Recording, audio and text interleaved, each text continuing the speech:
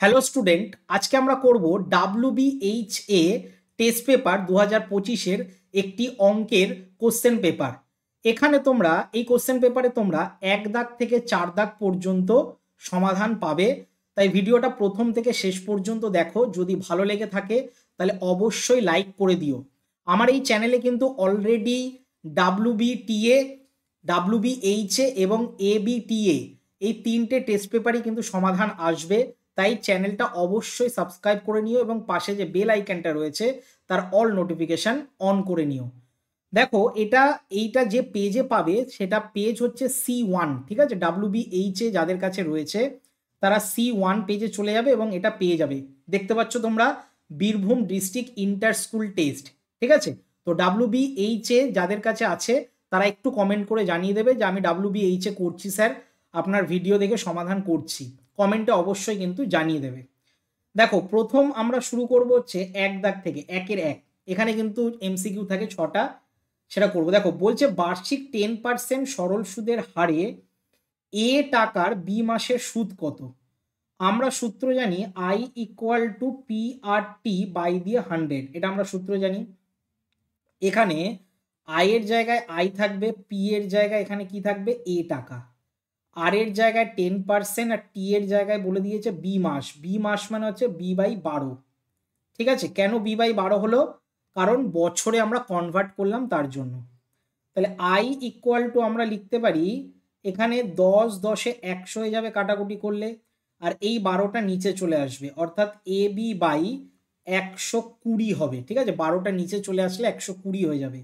তাহলে AB/120 তোমরা দেখতে পাচ্ছ এটা অপশন AB/120 অপশন সি তে রয়েছে, ঠিক আছে। তাহলে অপশন সি হচ্ছে সঠিক উত্তর। চলে আসছি আমরা পরেরটায়। 2 দাগেরটা দেখো কি বলছে।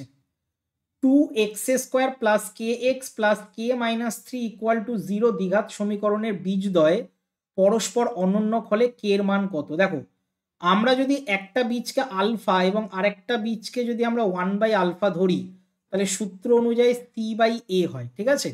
মানে আমরা বেসিক্যালি সূত্রটা জানি alpha beta = C/A। Alpha alpha কেটে যাচ্ছে, তাহলে ক্রস গুণ করলে দেখবে A = C আসছে। এর ভ্যালু এখানে দেখো, এর ভ্যালু আমরা এখানে দেখতে পাচ্ছি 2, আর সি এর ভ্যালু আমরা দেখতে পাচ্ছি k-3। তাহলে কে এর মান আমরা এই দুটোকে যোগ করে দিলেই পেয়ে যাব। তাহলে কে এর ভ্যালু দেখো 5 আসছে। তাহলে কে এর ভ্যালু যদি 5 আসে তাহলে এটা অপশন সি তে রয়েছে, ঠিক আছে। তাহলে অপশন সি হচ্ছে সঠিক উত্তর। নেক্সট আমরা চলে যাব হচ্ছে দেখো 3 দাগের প্রশ্নটায়। ABCD একটি বৃত্তস্ত ট্রাপিজিয়াম যার AB হচ্ছে ডিসির সাথে সমান্তরাল। কোণ ABC 75 ডিগ্রি আর কোণ BCDর পরিমাপ কত এটা আমাকে জানতে চেয়েছে। দেখো কিভাবে করব। তো আমি কি করলাম, প্রথমে একটা বৃত্তস্ত ট্রাপিজিয়াম এঁকে নিলাম। এই হচ্ছে বৃত্তস্ত একটা ট্রাপিজিয়াম, ঠিক আছে। ছবি কিন্তু হাত দিয়ে আঁকছি তাই একটু বেঁকে টেকে যেতে পারে, তো সেটা নিয়ে আবার জাজ করতে যেও না। এটা তোমরা হাতেই আঁকতে পারো, ঠিক আছে, কারণ যেহেতু শর্ট কোশ্চেন তাই। এবার দেখো এখানে বলেছে এবির সাথে ডিসি, এবির সাথে ডিসি সমান্তরাল, তার মানে এটা এবি করে দিলাম আর এটা সিডি করে দিলাম, এটা সমান্তরাল, ঠিক আছে। এখানে কোণ A B C 75 degree, A B C মানে এই কোণটা হচ্ছে 75 ডিগ্রি, এটা হচ্ছে কত 75 ডিগ্রি। আর বিসিডির মান চেয়েছে, বিসিডি মানে এই কোণটা জানতে চেয়েছে। আমরা জানি যে এ বি সমান্তরাল ডিসি যদি হয় এবং এবং যদি বিসি ভেদক বা ছেদক হয়, ভেদক বা ছেদক হয়, তাহলে এই দুটো কোণ মানে এই দুটো যে অন্তস্থ কোণ তার সমষ্টি 180 ডিগ্রি। তাহলে এই দুটো সমষ্টি মানে A B C R plus দিয়ে বিসিডি এই দুটো মিলে কত হয় 180 ডিগ্রি হয়, ঠিক আছে। এটা কিন্তু মনে রাখবে। এবার এই দুটোর মধ্যে একটা তো 75 ডিগ্রি জানি, তাহলে বিসিডির মান আমরা কি করে বের করব, 180 থেকে 75 মাইনাস করে দেবো, অর্থাৎ 105 ডিগ্রি বেরোবে, ঠিক আছে। 105 ডিগ্রি হচ্ছে অ্যান্সার। আমরা অপশনে দেখে নিচ্ছি 105 ডিগ্রি এতে রয়েছে, ঠিক আছে। তাহলে এটা হচ্ছে সঠিক উত্তর। 4 দাগেরটাই চলে আসছি, sine theta equal to cos theta হলে 2 থিটার মান কত হবে এটা ভালো করে দেখো। তাহলে আমরা 4 দাগেরটা করছি, বলছে sine theta equal to cos theta. ঠিক আছে, আমরা এটাকে করতে পারি sine theta by cos theta equal to 1। তাহলে আমরা ট্যান থিটার মান পেয়ে গেলাম 1, আর 1 আমরা জানি হচ্ছে ট্যান 45 ডিগ্রিতে হয়। তাহলে থিটার মান তো আমরা এখানে আরামসে পেয়ে গেলাম 45 ডিগ্রি। 2 থিটা চেয়েছে, তাহলে জাস্ট 2 থিটা করে দাও, 90 ডিগ্রি বেরিয়ে যাবে। ঠিক আছে, তাহলে 90 ডিগ্রি আমরা অপশন ডি তে দেখতে পাচ্ছি। ঠিক আছে, অপশন ডি হচ্ছে সঠিক উত্তর। চলো নেক্সট অঙ্কটা দেখো, আমরা করব হচ্ছে 5 দাগেরটা। 5 দাগেরটা বলছে 7 সেমি ব্যাসার্ধ বিশিষ্ট একটি নিরেট অর্ধগোলকের সমগ্র তলের ক্ষেত্রফল বলে দিয়েছে এখানে। তাহলে কোনটা হবে দেখো, 3 পাই আর স্কোয়ার হচ্ছে সূত্র। তাহলে 3 পাই আর স্কোয়ার হলে পায়ের জায়গায় পাই থাকবে, আর এটা 7 এর স্কোয়ার হয়ে যাবে। ঠিক আছে, যেহেতু 7 সেমি ব্যাসার্ধ বিশিষ্ট বলে দিয়েছে। 7 এর স্কোয়ার 49 গুণ 3 পাই, 49কে 3 দিয়ে গুণ করে দাও, 3 9 হচ্ছে 27, 3 4 12 13 14, মানে 147 পাই, যেটা অপশন সি তে রয়েছে। ঠিক আছে, অপশন সি তোমরা দাগিয়ে নেবে। ঠিক আছে, অপশন সি। 6 দাগেরটা দেখো কি বলছে, 6 দাগের প্রশ্নটা দেখো, বলছে এই সংখ্যাগুলোর গড় যদি 10 হয় তাহলে এক্স প্লাস ওয়াই এর মান কত। আমরা জানি 6 plus 7 plus x plus 8 plus y plus 9, এই সংখ্যাগুলো রয়েছে। টোটাল কটা আছে, 1 2 3 4 5 6টা। তাহলে বাই 6 ইকুয়াল টু আমরা 10 পেলাম। এবার দেখো এটাকে যোগ করে দাও, 6 এখানে 6 6 12 একে 13, 13 14 15 16 17 18 19 20 21, 21 আর 9 হচ্ছে 30, 30 plus x plus y equal to 6 10 কত হবে 60। তাহলে এক্স প্লাস ওয়াই এর মান 60 থেকে 30 মাইনাস করে দাও, তাহলেই দেখবে অ্যান্সার 30 চলে আসছে।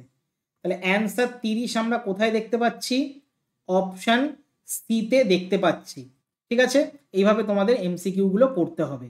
এবার করব দেখো 2 দাগের একেরটা, বলছে মূলধন এবং নির্দিষ্ট সময়ের চক্রবৃদ্ধি সুদের সমষ্টিকে কি বলে।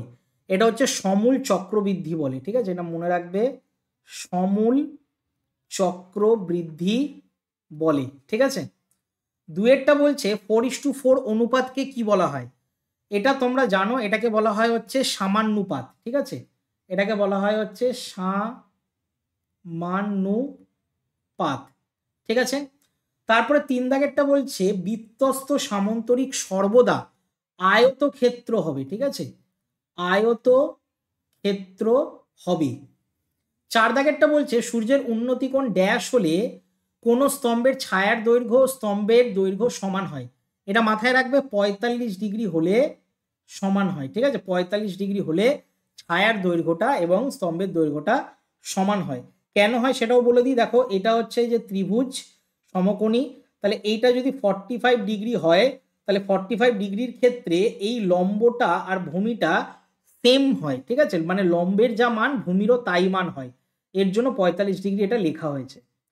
5 দাগেরটা বলছে সমান ভূমি ও সমান উচ্চতা বিশিষ্ট শঙ্কু অর্ধগোলক ও চোঙের আয়তনের অনুপাত কত।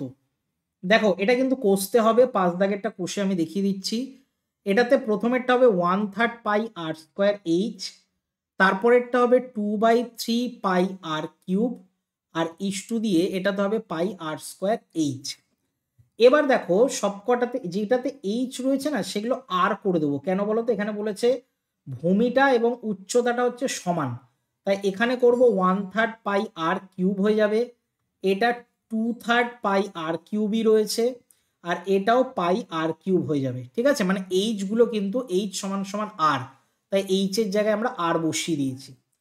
পড়ে থাকছে দেখো 1/3 ইস্টু 2/3 ইস্টু দিয়ে 1। এবার 3 দিয়ে যদি গুণ করো তাহলে 1:2:3 হবে। ঠিক আছে, 3 দিয়ে যদি সবকটাকে গুণ করো তাহলে 1:2:3 হবে। এটাই শূন্য স্থানে বসিয়ে দেবে 5 দাগে এটা। ঠিক আছে, চলে আসছি 6 দাগের প্রশ্নটা কি বলছে, বলছে যৌগিক গড় মধ্যমা এবং সংখ্যাগুরু মান হলো ড্যাশ প্রবণতার মাপক। এটা হচ্ছে কেন্দ্রীয়। ঠিক আছে, অ্যান্সার মনে রাখবে, এটা হচ্ছে কেন্দ্রীয় প্রবণতার মাপক। ঠিক আছে, চলো নেক্সট 3 দাগে দেখো প্রথমেরটা বলছে, 3 দাগের একেরটা একেরটা বলছে অংশীদারি কারবারে লভ্যাংশ বণ্টিত হয় মূলধনের অনুপাতে। তো এটা তো তোমরা জানোই, এটা সত্য হবে, ঠিক আছে। 2 নম্বরেরটা কি বলছে, y ভ্যারিজাস 1/x হলে y/x সমান সমান কি অশূন্য ধ্রুবক হবে? এটা একদমই মিথ্যা হবে। কেন বলো তো? y ভ্যারিজাস 1/x যদি হয় তাহলে y সমান সমান k/x হবে, আর y x equal to k হবে, এটা হবে, ঠিক আছে।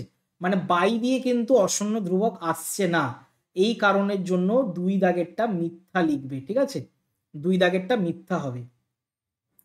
3 দাগেরটা কি বলছে দেখো, বলছে সাইন স্কোয়ার 5 থিটার প্লাস কস স্কোয়ার 5 থিটার মান কি 5 হবে? এটা একদমই হবে না। আমরা জানি sine square theta plus cos square theta এটা অলওয়েজ 1 হয়, 5 কিন্তু হবে না এখানে, ঠিক আছে। সেটা 5 থিটা দেওয়া থাক, যা থিটাই দেওয়া থাক না কেন, অ্যান্সার কিন্তু 1ই হবে। এই কারণের জন্য এটা কিন্তু মিথ্যা হবে, ঠিক আছে। এটা কিন্তু 5 হবে না। নেক্সট 4 দাগেরটা, লম্ববৃত্তাকার চোঙের আয়তন সমান সমান পার্শ্বতলের ক্ষেত্রফল ইন্টু উচ্চতা, এটা কি হবে? এটাও কিন্তু 4 দাগেরটাও মিথ্যা হবে, ঠিক আছে। 4 দাগেরটা মিথ্যা হবে, কারণ চোঙের আয়তনে পাই আর স্কোয়ার এইচ হয়, তাহলে পাই আর স্কোয়ারটাকে বলা হয় হচ্ছে ভূমির ক্ষেত্রফল, ঠিক আছে, মাথায় রাখবে, ভূমির ক্ষেত্রফল বলা হয়। চলে আসছি 5 দাগেরটা, বলছে দুটি ওজাইবের ছেদবিন্দু থেকে এক্স অক্ষের ওপর লম্ব টানলে এক্স অক্ষ ও লম্বের ছেদবিন্দুর ভুজি হচ্ছে মধ্যমা। এটা কিন্তু একদমই সত্য হবে, ঠিক আছে। তারপরে রয়েছে দেখো 6 দাগেরটা, এটা কিন্তু 3 দেওয়া রয়েছে, এটা 3 কিন্তু হবে না, ঠিক আছে। এটা একটু নাম্বারিং মিস্টেক আছে, এটা কিন্তু 6 দাগ করে দাও, 6 দাগ। তাহলে 6 দাগেরটা বলছে দুটি সদৃশ্য ত্রিভুজ সর্বদা কিন্তু সর্বসম হবে। তো এটা কিন্তু সর্বদা সর্বসম হবে না, এটা মিথ্যা হবে, ঠিক আছে। এটা সর্বদা কিন্তু সর্বসম হয় না, এর জন্য শর্তের প্রয়োজন হয়, ঠিক আছে। এটা মিথ্যা হবে। চলো নেক্সট 4 দাগের আমরা অঙ্কগুলো এবার করব। 4 দাগের একেরটা কি বলছে দেখো, বলছে বার্ষিক 12% সরল সুদের হারে কোনো আসল ও তার এক্স বছরের সুদের অনুপাত 25:24 হলে এক্স এর ভ্যালু কত আমাদেরকে বের করতে বলেছে। আমরা এখানে আসলটাকে ধরে নিতে পারি, তাহলে আসল আমরা ধরে নিলাম হচ্ছে কত 25K, আর সুদটা আমরা ধরে নিচ্ছি কত এখানে 24K, ঠিক আছে। এবার এটা ধরার পর আমরা এখানে সূত্র ফেলতে পারি 24K equal to 25K into দিয়ে 12 ইন্টু এক্স বাই দিয়ে 100, ঠিক আছে। মানে সূত্রটা হচ্ছে I equal to PRT by 100।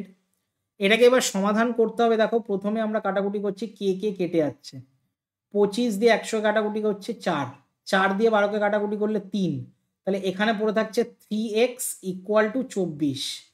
তাহলে শুধু এক্স এর মান কত 3 8 24, তার মানে অ্যান্সার কত বেরোবে 8 বেরোবে, ঠিক আছে। এটা হচ্ছে অ্যান্সার। তাহলে তোমরা উত্তরে লিখে দেবে যে এক্স এর ভ্যালু হচ্ছে 8, ঠিক আছে। 8 বছর বলে লিখবে, এককটা কিন্তু মেনশন করতে হবে, আমি এখানে অবশ্যই লিখে দিচ্ছি 8 বছর হবে, ঠিক আছে। চলো নেক্সট 2 দাগেরটা কি বলছে, সুদের পর্ব 1 বছর হিসেবে কোনো মূলধন 3 বছরে চক্রবৃদ্ধিতে 8 গুণ হয়েছে, সুদের হার নির্ণয় করতে বলেছে। তো আমরা কি করব, আমরা এটার মেন সূত্র জানি, 8x ইকুয়াল টু এক্স গুণ 1 প্লাস আর বাই 100, আর টু দি পাওয়ার কি হয় 3 হয় এখানে, ঠিক আছে। আমি কিন্তু সূত্র লিখে লিখে করছি না, কারণ আমি ধরে নিচ্ছি তোমরা সূত্র জানো, টেস্ট পেপার যেহেতু করছো তো সূত্র তো জানতে হবেই। এবার দেখো এক্স এক্স কেটে যাচ্ছে, 8কে আমরা ভেঙে দিচ্ছি 2 এর কিউবে, এখানে পড়ে থাকছে 1 প্লাস আর বাই 100, এটাও কিউব হয়ে যাচ্ছে, কিউব কিউব কিন্তু উঠে যাচ্ছে, তাহলে পড়ে থাকছে কি 2 equal to 1 plus R by 100। তাহলে 2 থেকে 1 বিয়োগ যাচ্ছে, পড়ে থাকছে আর বাই 100, তাহলে 2 থেকে 1 বাদ দিলে 1 হয়, 1 ইকুয়াল টু আর বাই 100, তাহলে আর এর ভ্যালু আমরা বের করলাম কত 100, 100%, ঠিক আছে। তাহলে 2 দাগের অ্যান্সারটা আমরা পেয়ে গেলাম কত 100% হবে, ঠিক আছে। নেক্সট দেখো 3 দাগেরটা বলছে পরপর 3টে স্বাভাবিক সংখ্যার বর্গের সমষ্টি 110, সংখ্যা 3টে নির্ণয় করতে বলেছে। আমি একটা সংখ্যা এক্স ধরলাম, একটা সংখ্যা এক্স প্লাস 1 ধরলাম, আর একটা সংখ্যা এক্স প্লাস 2 ধরলাম, এবং প্রত্যেকটার বর্গ করে দিলাম, এবং অ্যান্সার বলে দিয়েছে 110 হবে, মানে সমষ্টিটা 110 হবে। সমাধান করো এক্স স্কোয়ার প্লাস দিয়ে এটা হয়ে যাবে x square plus 2x plus 1, এটা হয়ে যাবে x square plus 4x plus 4 equal to 110। এটাকে আরও সমাধান করো, দেখবে 3x স্কোয়ার চলে আসছে প্লাস দিয়ে 6x আর প্লাস দিয়ে 5 মাইনাস 110 ইকুয়াল টু 0। ঠিক আছে, তাহলে আমরা করতে পারি হচ্ছে 3x স্কোয়ার প্লাস 6x আর মাইনাস দিয়ে হচ্ছে 105 ইকুয়াল টু 0। এবার দেখো পুরো তিনটে সংখ্যাই মানে তিনটে যে সংখ্যাই রয়েছে এটা 3 দ্বারা বিভাজ্য। 3 দ্বারা বিভাজ্য হলে কি হবে দেখো x square plus 2x minus এটা 3 দ্বারা বিভাজ্য হলে 3 3 9 আর 3 5 15। ঠিক আছে, নেক্সট এবার আমরা করবো হচ্ছে মিডিল টার্ম। এখানে 5 7 35 হচ্ছে, তাহলে 5 7 35 মানে হচ্ছে 7 আগে লিখলাম 5 পরে লিখলাম মাইনাস 35 ইকুয়াল টু 0। তাহলে আমরা পরের লাইনে কি করব দেখে নাও, এখান থেকে কমন যাচ্ছে x প্লাস 7 একটা হবে আর একটা x মাইনাস 5 হবে। ঠিক আছে, তোমরা কিন্তু কমন নিয়ে নেবে, আমি এটা স্টেপ জাম্প করে লিখেছি। এবার দেখো x এর তাহলে একটা ভ্যালু আমরা পাচ্ছি -7 আর একটা x এর ভ্যালু পাচ্ছি হচ্ছে শুধু 5। ঠিক আছে, এবার -7টা তো গ্রহণযোগ্য নয়, এটা কিন্তু কোনো গ্রহণযোগ্য নয়, তাহলে অ্যান্সার কোনটা হবে, এটা হবে। তাহলে এখানে পরপর তিনটে সংখ্যা নিতে বলেছে, তাহলে অ্যান্সারে লিখবে পরপর তিনটে সংখ্যা হবে 5 6 এবং 7। ঠিক আছে, তাহলে অ্যান্সার হবে 5 6 7। চলো নেক্সট আমরা 4 দাগেরটা করি। বলছে দুটি সংখ্যার অনুপাত 5:6 এবং তাদের গসাগু 7 হলে সংখ্যা দুটির সমষ্টি নির্ণয় করতে বলেছে। দেখো এটা একদম পাতি অঙ্ক, যখনই গসাগু 7 দিয়ে দেবে তাহলে একটা 5-এর সাথে 7 গুণ করতে হবে, 5 7 35 এবং 6-এর সাথে একটা 7 গুণ করতে হবে, 6 7 42। এবার এই দুটো সমষ্টি চেয়েছে, তাহলে 7 হচ্ছে আর 7 হচ্ছে, অ্যান্সার 77 বেরোচ্ছে। ঠিক আছে, এবার বলবে স্যার এটা এত শর্টকাটে করলে কি 2 এ 2 দেবে? শর্টকাটে করে যদি না করো তাহলে এক্স ধরে করতে পারো, একটা 5x আর একটা 6x, তাহলে এদের গসাগু বেরোবে দেখবে এক্স। ঠিক আছে, এদের গসাগু বেরোবে কত এক্স, আর এক্স এর ভ্যালু হচ্ছে 7-এর সাথে সমান, তাহলে এবার তোমরা এই নিয়মে করতে পারবে, তাতেও কিন্তু 77ই অ্যান্সার আসবে। ঠিক আছে, দুটো নিয়ম দেখিয়ে দিলাম, শর্টকাটেও করতে পারো বড় করেও করতে পারো, তোমাদের ইচ্ছা। চলো 5 দাগেরটায় চলে আসি। ও কেন্দ্রীয় বৃত্তে এবি একটি জ্যা, ওপি এবির ওপর লম্ব, ওপির বর্ধিতাংশ বৃত্তকে কিউ বিন্দুতে ছেদ করে, এবি 8 সেমি পি কিউ 2 সেমি হলে বৃত্তের ব্যাসার্ধ কত? আচ্ছা, তো আমি এটা বৃত্ত এঁকে নিলাম, বৃত্তটা হলো না ঠিকঠাক, এটা বৃত্ত এঁকে নিলাম, এই যে হচ্ছে এটা এর নামকরণ করছি এ বি। ঠিক আছে, এটা এ বি নামকরণ করলাম, এখান থেকে পুরো একটা দাগ গেছে যেটার নামকরণ করব ও কিউ, এবং মাঝখানে একটা বিন্দু রয়েছে পি। ঠিক আছে, আর এটা আমি জাস্ট জুড়ে দিলাম। ঠিক আছে, এটা জুড়তে বলিনি, আমি জুড়ে দিলাম।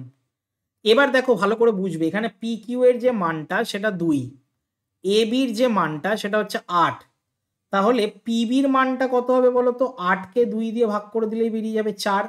ঠিক আছে, পিবির যে মানটা, এই যে পিবি, এবি পুরোটা যদি 8 হয় তাহলে শুধু পিবি কত হবে? 4 হবে। এবার দেখো ওবির যা মান ও কিউ এরও তাই মান, কারণ একই বৃত্তের ব্যাসার্ধ, এবং এই ও কিউটা আমরা কি করে বের করব? ওপির সাথে পি কিউ যোগ করে দেব। এবার ওপির মানটা আমি এক্স ধরলাম আর পি কিউ এর মান এখানে 2 বলে দিয়েছে, তাহলে আমরা ও কিউ এর মানটা পেয়ে গেলাম এক্স প্লাস 2। এবার দেখো পিথাগোরাসের একটা সূত্র আমরা ফেলবো। পিথাগোরাসের সূত্র কি? লম্ব স্কোয়ার প্লাস দিয়ে ভূমি স্কোয়ার, ভূমি হচ্ছে 4, ইকুয়াল টু অতিভুজ স্কোয়ার, এটা হচ্ছে অতিভুজ। ঠিক আছে, ওবিটা হচ্ছে অতিভুজ, এই যে এই ত্রিভুজের ক্ষেত্রে এটা হচ্ছে এক্স প্লাস 2, এটা হচ্ছে এক্স আর এটা হচ্ছে 4। ঠিক আছে, এই সূত্রটা ফেলেছি। এবার এটাকে সমাধান করো, এক্স স্কোয়ার প্লাস 4 স্কোয়ার 16, এটাকে করলে x square plus 2 দুগুণি 4x plus 4, x square কেটে যাচ্ছে, তাহলে 4x ইকুয়াল টু 16 থেকে 4 বিয়োগ যাবে, তার মানে শুধু এক্স এর ভ্যালু আমরা কি করব? এটা হবে 12/4, 12/4 মানে আমরা দেখতে পাচ্ছি 3 বেরোচ্ছে। ঠিক আছে, তাহলে এক্স এর ভ্যালু যদি 3 বেরোয়, এটা যদি 3 বেরোয়, তাহলে চেয়েছে বৃত্তটার ব্যাসার্ধ মানে ওবির মানটা, তাহলে ওবির মান বের করে ফেলো। ওবির মান কি ছিল? এক্স প্লাস 2 ছিল, তো তার মানে 3 প্লাস 2 করে দাও, আর 3+2 মানে হচ্ছে 5 সেন্টিমিটার অ্যান্সার হবে। ঠিক আছে, তাহলে ওবির মান আমরা কি করলাম 5 সেন্টিমিটার করলাম, এটা 5 দাগের অঙ্কটা হয়ে গেল। নেক্সট, চলো নেক্সটে আমরা যাই 6 দাগেরটা।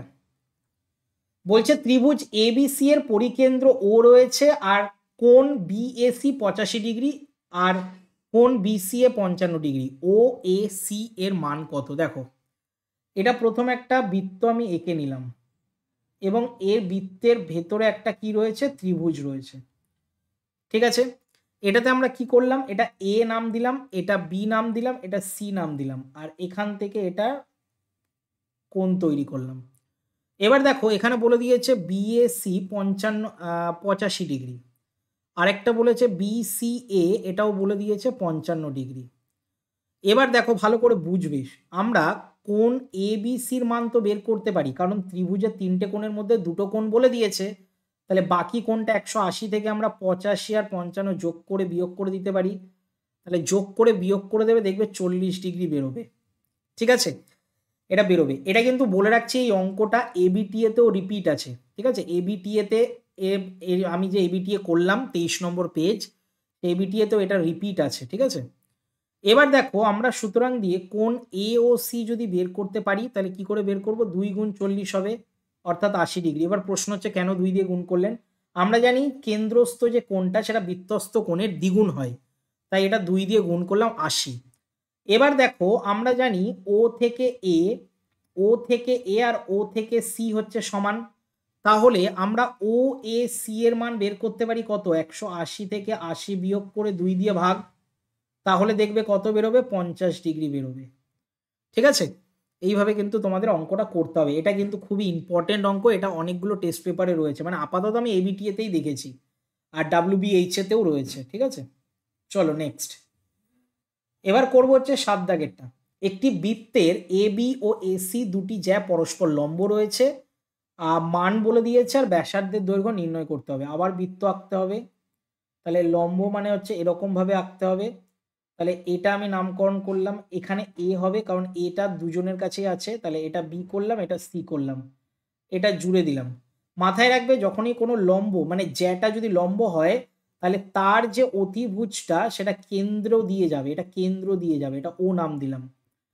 এবার এ বির মান বলে দিয়েছে 5 আর এসির মান বলে দিয়েছে 12। ঠিক আছে, তাহলে বিসির মান আমাদের কাছে বের করা তো খুব সহজ, কি করতে হবে, লম্ব স্কোয়ার প্লাস ভূমি স্কোয়ার করে দিতে হবে। তাহলে 5 স্কোয়ার আমরা জানি 25 আর 12 স্কোয়ার হচ্ছে 144, মানে √ওভার হচ্ছে 169, যেটার অ্যান্সার আমরা পেলাম কত, 13। এবারও বেশ স্যার এটার মান তো বের করলেন, ঠিক আছে, কিন্তু এখানে তো ব্যাসার্ধ চেয়েছে, তাহলে ব্যাসার্ধ বের করা তো তোমরা জানো খুব সহজ, 2 দিয়ে ভাগ করতে হয়। তাহলে এখানে আমরা ব্যাসার্ধ বলে লিখে দেব 13 অর্ধেক, মানে 7.5। ঠিক আছে, 7.5 সেন্টিমিটার এই অঙ্কটার অ্যান্সার বেরোবে। চলো নেক্সট 8 দাগেরটা দেখো। বলছে একটা ত্রিভুজ রয়েছে, আমি ত্রিভুজ এঁকে নিলাম, এটার এ সি বি এটা বলে দিয়েছে, কারণ সিতে 90 ডিগ্রি এটা মেনশন করে দিয়েছে। A C by B C বলে দিয়েছে 3/4, এবং এখান থেকে আমরা বলতে পারি এটা এসির যে মানটা সেটাকে আমরা 3K ধরে নিলাম আর বিসির মানটাকে আমরা 4K ধরে নিলাম। তাহলে এসির মান হচ্ছে 3K আর বিসির যে মান এটা হচ্ছে 4K।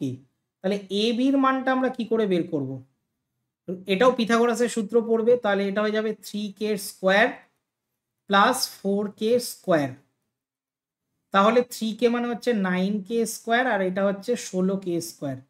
9 আর 16তে হচ্ছে 25K স্কোয়ার আর 25 মানে হচ্ছে 5K, তার মানে আমরা অতিভুজ পেয়ে গেলাম 5K। ঠিক আছে, এবার প্রশ্ন হচ্ছে স্যার এবার কি করবেন?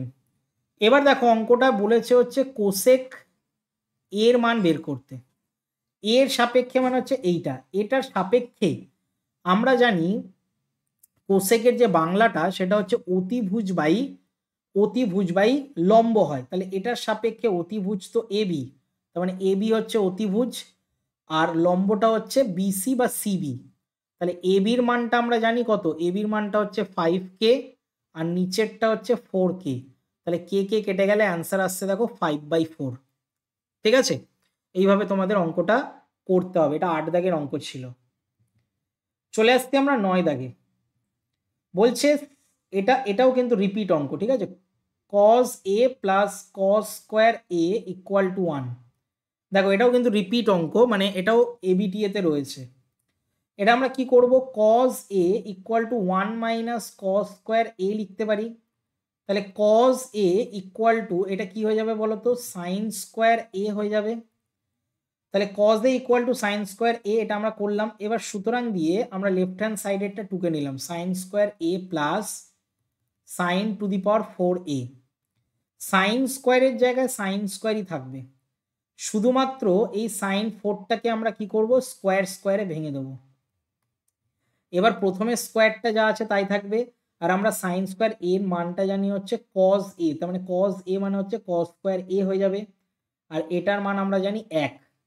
ঠিক আছে, এটা কি আমরা প্রমাণ করে দিলাম, তার মানে লিখে দেবো হচ্ছে প্রমাণিত বা প্রুভড। ঠিক আছে, চলো নেক্সট। 10 দাগের অঙ্কটা বলছে একটি ঘনকের প্রত্যেক তলের কর্ণের দৈর্ঘ্য 8√2 মিটার হলে ঘনকটির কর্ণের দৈর্ঘ্য কত হবে। দেখো এই অঙ্কটা তোমাকে ভালো করে বুঝতে হবে। ঘনকের প্রত্যেক তল মানে হচ্ছে ঘনকের যে একটা তল, সেটা কিন্তু একটা বর্গক্ষেত্র।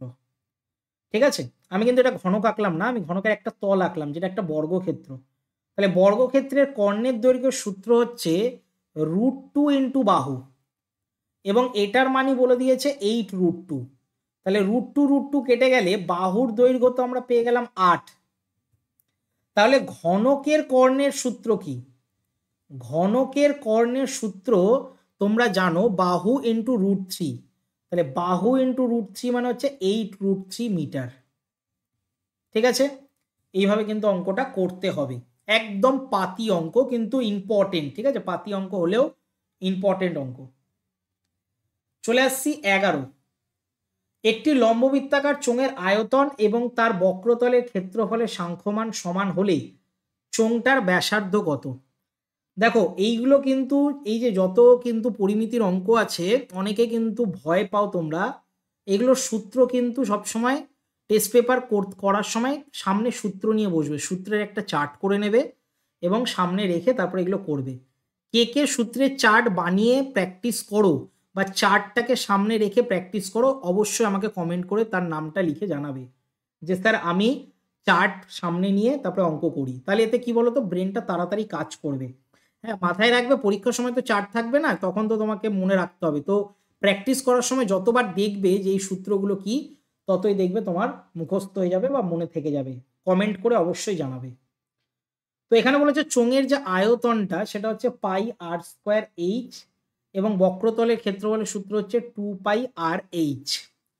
এবার এটা কি করবে, আমি কিন্তু এটা কোনো লেখালেখি করলাম না, ডাইরেক্ট করছি। তোমরা কিন্তু একটু লেখালেখি করে করো, নাহলে 2 এ 2 দেবে না। পাই পাই কেটে গেল, আর এর স্কোয়ারটা কেটে গেল, আর এইচ কেটে গেল। তাহলে আর এর মান দেখো 2 পেয়ে গেলাম। ঠিক আছে, তাহলে চোঙটার ব্যাসার্ধ কত, 2। এটাই হচ্ছে অ্যান্সার। চলে আসছি আমরা 12 দাগের অঙ্কটায়। 12 দাগের অঙ্কটা বলছে যে এতগুলো সংখ্যা রয়েছে, রাশিগুলোর ঊর্ধ্বক্রমে সাজানো রয়েছে, তাদের মধ্যমা 24 হলে এক্স এর ভ্যালু কত। দেখো এখানে প্রথমে আগে জানতে হবে যে এন কটা রয়েছে, 9টা রয়েছে। 9টা মানে হচ্ছে অযুগ্ম সংখ্যা। ঠিক আছে, 9টা কি করে, প্রত্যেকটা গুণে দেখবে টোটাল 9টা রয়েছে। তাহলে অযুগ্ম সংখ্যার মধ্যমা বের করার সূত্র আশা করি তোমরা জানো, তবু আমি লিখে দিচ্ছি n+1/2 তম পদ। ঠিক আছে, তাহলে n+1/2 তম পদ মানে হচ্ছে এখানে 10/2 মানে পঞ্চমতম পদ। এবং পঞ্চমতম পদে কে রয়েছে দেখে নাও, পঞ্চমতম পদে আমরা গুণে দেখি 1 2 3 4 5, x+4 রয়েছে। তাহলে x+4 এর ভ্যালু বলে দিয়েছে 24। ঠিক আছে, তাহলে x এর ভ্যালু কত, 24 থেকে 4 বিয়োগ করে দাও, তাহলে x এর ভ্যালু আমরা পেয়ে গেলাম কত, 20। ঠিক আছে, তাহলে 20 হচ্ছে এই অঙ্কটার অ্যান্সার। এইভাবে কিন্তু তোমাদের কি করতে হবে, অঙ্কগুলো করতে হবে। ঠিক আছে, অঙ্কগুলো কিন্তু ভালো করে প্র্যাকটিস করবে। সমস্ত অঙ্কই কিন্তু মাধ্যমিকের জন্য ইম্পর্টেন্ট। মাথায় রাখবে পুরো টেস্ট পেপার শেষ না হলেও যতটা টেস্ট পেপারের করতে পারবে যেন সলিড করো। সলিড মানে একদম যাতে ব্রেনে গেঁথে যায়। ঠিক আছে, যাতে পরীক্ষায় আসলে পারো। ঠিক আছে, মানে রেস্ট খেলো না যে আমাকে টেস্ট পেপার পুরো শেষ করতে হবে, শেষ করা তো একটা কর্তব্যের মধ্যেই পড়ে, কিন্তু তবুও রেসের মতন খেলো না যে পুরো করতে হবে, কিন্তু মাথায় রাখবে প্রত্যেকটা প্রশ্ন যেন তোমার মাথায় থাকে। ঠিক আছে, এটা কিন্তু মানে আমি আমার অফলাইন ব্যাচের স্টুডেন্টদেরও বলি, যা করব সলিড করব, তাতে যেন কোনো ত্রুটি না থাকে। ঠিক আছে, আচ্ছা ত্রুটির কথা কিন্তু একটু বলে দিই, এবিটিএতে কিন্তু ভুল ধরা পড়ছে, মানে যেহেতু আমি রানিং অঙ্ক করাই তো ভুল মানুষ মাত্রই হয়। তো আমার যদি কোনো অঙ্কে তোমরা ভুল খুঁজে পাও তাহলে অবশ্যই টাইমটা মেনশন করে কমেন্টটা করবে, তাহলে আমি ওই কমেন্টটা কি করব, পিন পোস্ট করে দেব, বা আমি ভুলটাকে কমেন্টে লিখে দেবো যে এই জায়গাটায় ভুল হয়েছে। ঠিক আছে, তোমরা এটা করো। তো আজকের মতন এতটাই। যদি ভালো লেগে থাকে, যদি হেল্প তোমাদের কিছু এসে থাকে, তাহলে অবশ্যই লাইক করো, বন্ধুদের মধ্যে শেয়ার করে দিও, চ্যানেলে নতুন হলে চ্যানেলটাকে সাবস্ক্রাইব করে রেখো এবং পাশে যে বেল আইকনটা রয়েছে তার অল নোটিফিকেশন অন করে রেখো। আজকের মতন এতটাই, দেখা হচ্ছে আমাদের অন্য দিনে বা অন্য একটা ভিডিওতে।